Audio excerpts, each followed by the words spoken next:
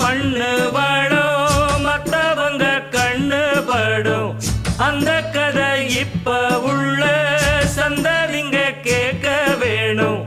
நம்முயிர்க்கு மேலே மானம் அறியாதே, மானம் இழந்தாலே வாழ தெரியாதே.